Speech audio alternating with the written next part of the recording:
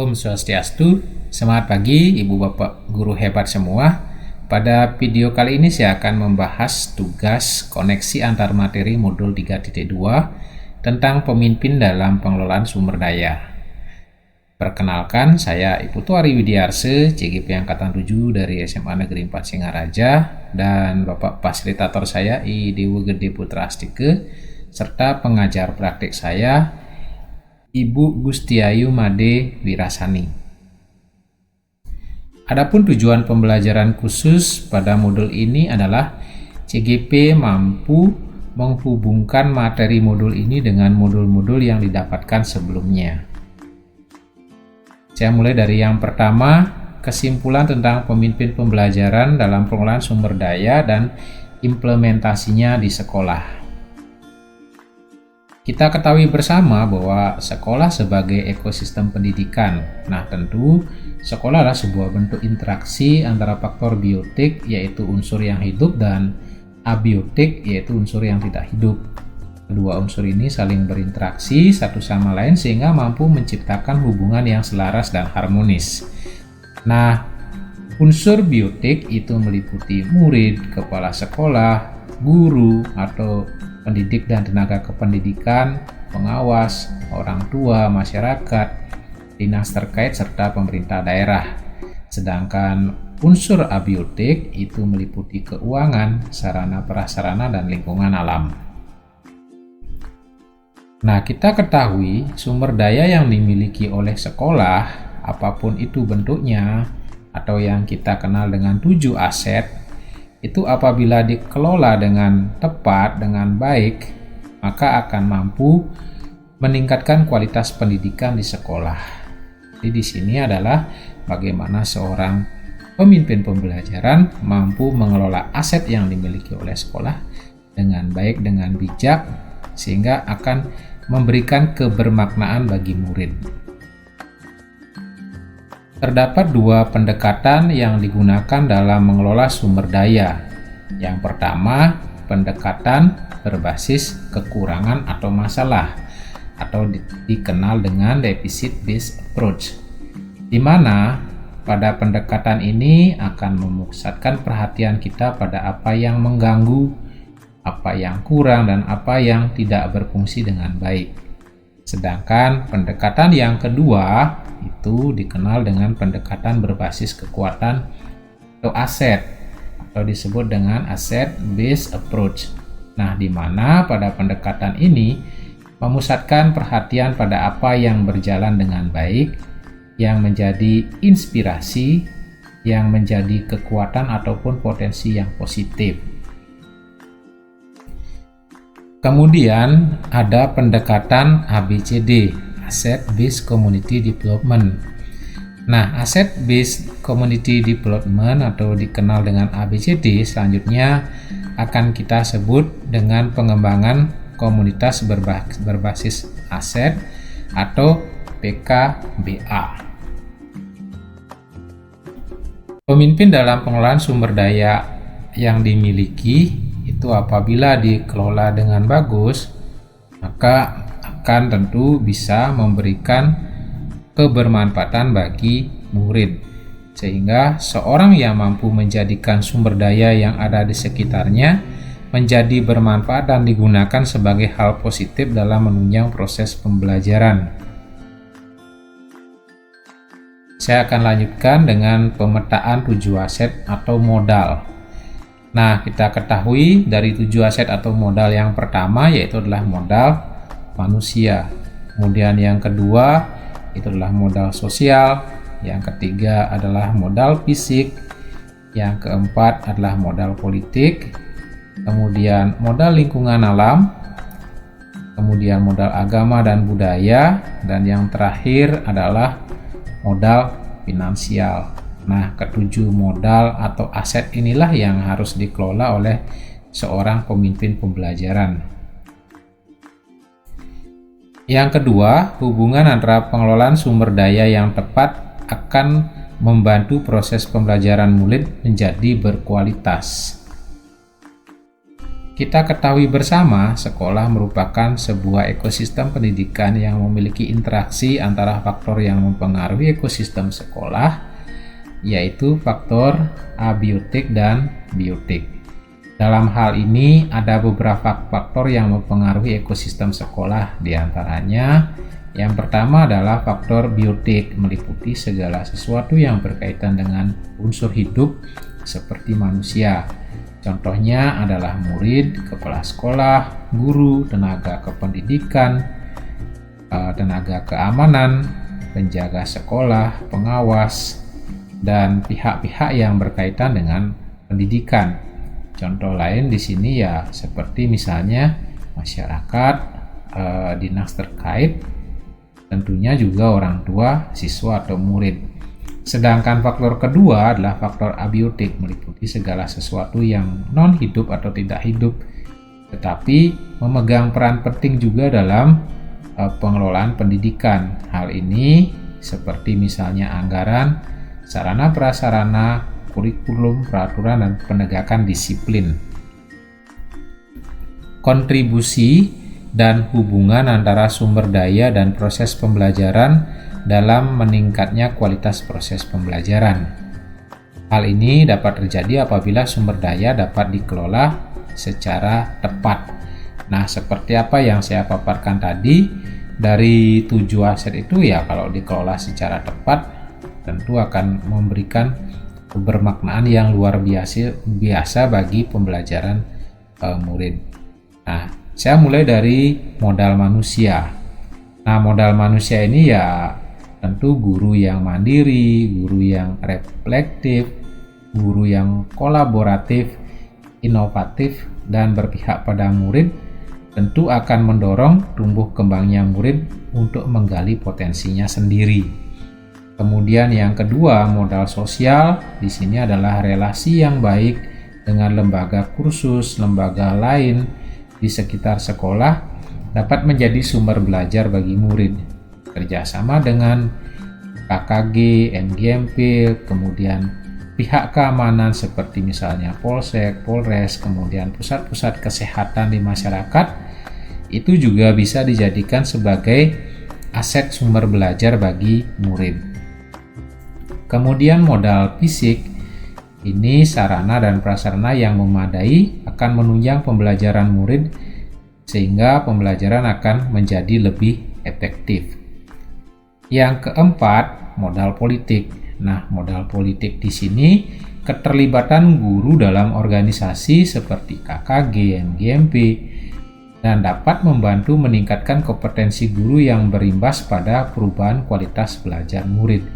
Dan modal politik ini juga tidak terlepas dari keterkaitan dengan pemangku kebijakan yang bersentuhan langsung dengan pendidikan atau pihak sekolah. Kemudian yang kelima, modal lingkungan alam.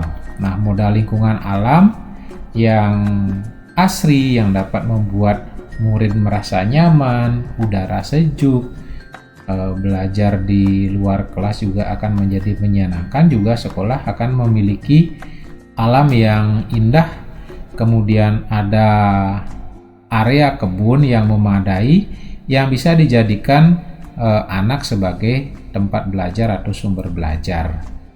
Kemudian yang keenam adalah modal agama dan budaya.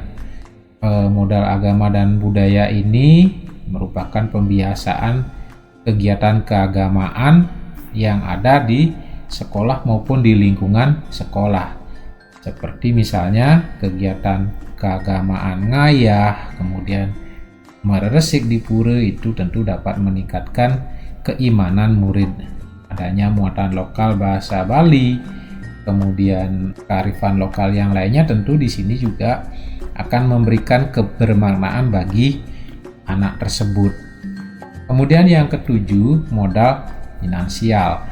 Tidak kalah penting juga, modal finansial ini akan sangat mempengaruhi dalam proses pengelolaan pembelajaran. Nah, modal finansial ini misalnya dana BOS, kemudian BOS daerah, kemudian ada BOS afirmasi, kemudian dana yang mungkin disisihkan dari kegiatan koperasi sekolah, dan lain-lain yang bisa mendukung proses pembelajaran. Kemudian saya lanjutkan yang ketiga, hubungan materi modul 3.2 dengan modul-modul sebelumnya. Keterkaitan antar materi, saya akan mulai dari yang pertama, yaitu 1.1 filosofi Ki Hajar Dewantara jika dikaitkan dengan modul 3.2 pengolahan sumber daya. Nah, pada modul 1.1 filosofi KHD kita ketahui bersama di sini ada prinsip menuntun segala kekuatan kodrat yang ada pada anak agar dapat mencapai keselamatan dan kebahagiaan setinggi-tingginya, baik sebagai manusia maupun sebagai anggota masyarakat. Nah, kalau kita kaitkan dengan modul 3.2 pengolahan sumber daya, tentu guru di sini harus cerdas dalam mengelola dan menggali kemampuan murid yang merupakan modal manusia, kemudian menyesuaikan dengan kodratnya agar dapat nyaman dan bahagia dalam proses pembelajarannya. Nah, itu yang pertama. Sekarang saya akan lanjutkan dengan yang kedua, yaitu 1.2 nilai guru penggerak. Nah, nilai guru penggerak di sini kalau kita kaitkan dengan modul 3.2, di mana nilai guru penggerak itu berpihak pada murid, mandiri, kolaboratif, reflektif, dan inovatif. Kemudian peran guru penggerak juga sebagai pemimpin pembelajaran sehingga mampu mewujudkan kepemimpinan murid. Nah, kalau saya kaitkan dengan modul 3.2 ini, tentu akan menjadi nilai positif yang digunakan untuk mengelola sumber daya agar tepat guna dan tepat sasaran sehingga bisa meningkatkan kualitas pembelajaran.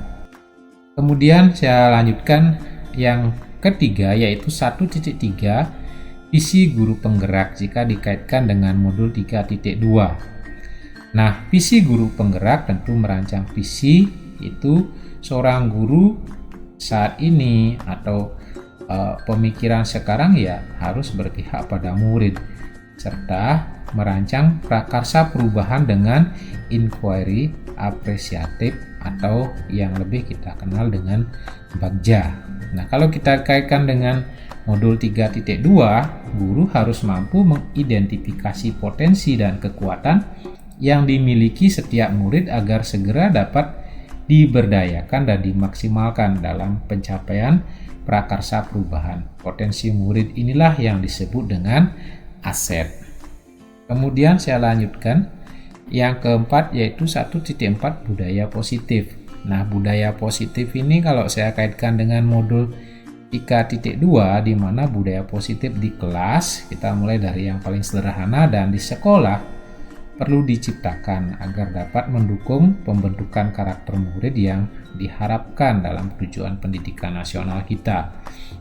Kemudian kalau saya kaitkan dengan 3.2 pengelolaan sumber daya, nah dalam penerapan budaya positif di sekolah, guru perlu memahami aset yang dimiliki sehingga penerapan budaya positif menjadi lebih optimal.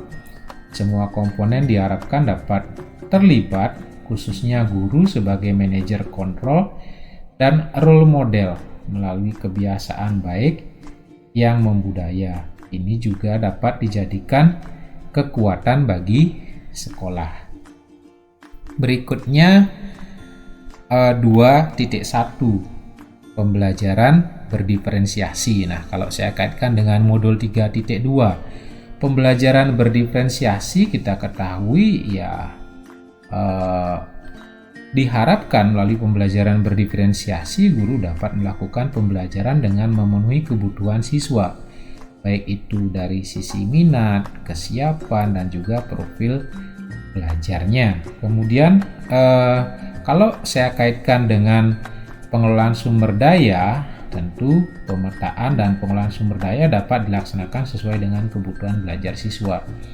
Dalam hal ini pembelajaran berdiferensiasi diperlukan untuk menanggulangi minat belajar yang beragam atau kesiapan belajar siswa yang begitu beragam. Apalagi kita ketahui sekarang sistem penerimaan siswa baru itu lebih banyak dengan sistem zonasi, sehingga tentu kemampuan siswa, minat belajar siswa itu akan sangat heterogen atau bervariasi.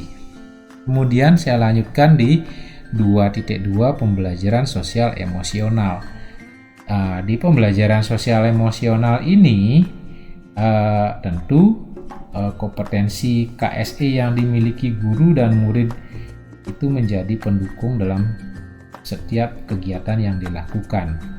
Nah, kalau saya kaitkan lagi dengan pengelolaan sumber daya, tentu KSE ini sangat diperlukan untuk menanggulangi murid atau siswa yang stres. Itu pun juga guru ya, bukan murid saja, jadi guru murid yang stres ketika melakukan pengelolaan sumber daya dan pengambilan keputusan. Tentu di sini akan ada konflik dan lain sebagainya, sehingga pembelajaran ataupun kompetensi KSE ini sangat diperlukan. Kemudian di 2.3 itu ada coaching. Nah, kalau kita kaitkan coaching dengan 2.3 maksudnya di coaching kita kaitkan dengan 3.2 di pengelolaan sumber daya ya. Nah, coaching ini tentu sangat diperlukan untuk peningkatan kinerja untuk mencapai tujuan melalui pembekalan kemampuan memecahkan permasalahan dengan mengoptimalkan potensi diri. Nah, bagaimana sih kaitannya atau relevansinya dengan pengelolaan sumber daya? Nah, coaching sangat diperlukan dalam menggali masalah dan potensi siswa untuk menemukan solusi dari masalah yang dihadapi oleh siswa ataupun guru terkait dengan pemanfaatan sumber daya. Kan seperti itu. Jadi, tentu dalam pemanfaatan sumber daya itu akan banyak pertimbangan, akan banyak masalah yang muncul. Nah, dengan coaching ini kita akan bisa menggali potensi baik itu di guru maupun siswa atau murid agar mereka itu mampu mengembangkan potensinya secara optimal. Saya lanjutkan di modul 3.1 yaitu pengambilan keputusan.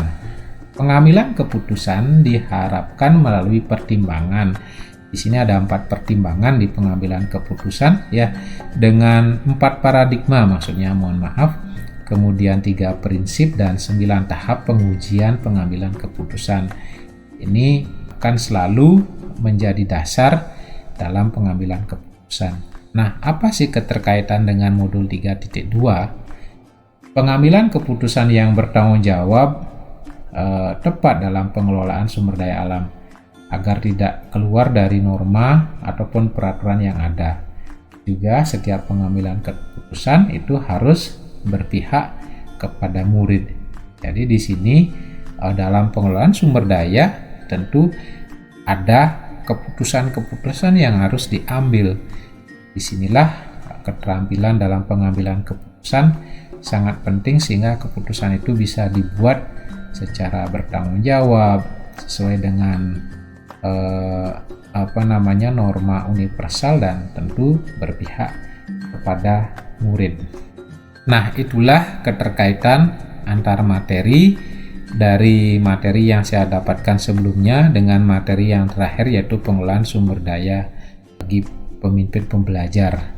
Saya lanjutkan pemikiran yang sudah berubah setelah saya mengikuti proses pembelajaran dalam modul ini. Saya akan bagi menjadi 2 yaitu sebelum dan sesudah.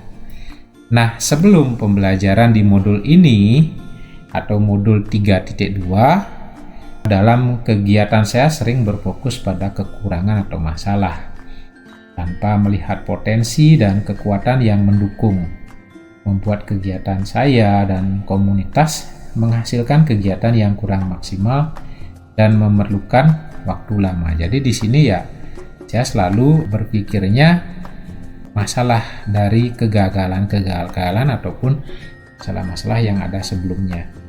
Kemudian sesudah. Nah, sesudah di sini setelah mempelajari modul 3.2 banyak terjadi perubahan pada diri saya. Salah satunya adalah pola berpikir atau mindset di mana sekarang saya lebih mengedepankan cara berpikir berbasis kekuatan atau aset. Ternyata cara berpikir ini jauh lebih efektif karena akan berfokus pada kelebihan yang dimiliki oleh komunitas, sehingga kelebihan ini kita bisa manfaatkan untuk mengoptimalkan visi atau tujuan yang akan kita raih. Baik, sekian tugas koneksi antar materi di modul 3.2 ini. Semoga memberikan arti lebih bagi kita semua. Akhir kata, saya ucapkan terima kasih. Om Santi, Santi, Santi Om. Salam guru penggerak, tergerak, bergerak, menggerakkan.